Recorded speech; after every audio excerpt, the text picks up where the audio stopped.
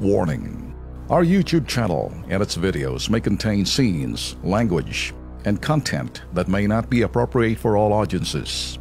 These videos include surveillance footage, undercover pursuit of suspects, actual police and rescue operations, and fearless confrontations.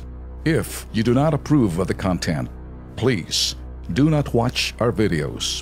If you wish to continue, we strongly advise that you proceed with caution. Viewers' discretion is advised. Ito naman, Ben, itong susunod natin po reklamo, personal po lumapit po sa ating pong himpilan ang isa pong minor de edad kasama po ang kanyang ina. Sumbong nila, tinorture raw po ang naturang minor de edad ng 2 pulis at 2 augmentation personnel po ng AFP. Muli natin balikan ang insidenteng ito.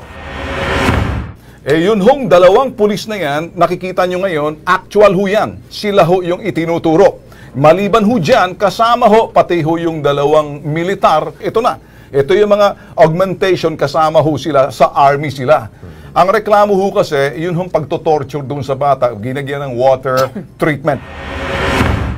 Matapos ngayon, Ben, tinawagan natin ang mga opisyal ng QCPD at pati na rin po ang Armed Forces of the Philippines. Narito po ang kanila pong naging aksyon sa naturang kaso. So, nirelieve nyo na, Colonel? Narelieve na yung 2? Opo. Okay, so dinisarmahan nyo at the same time? Opo. Okay.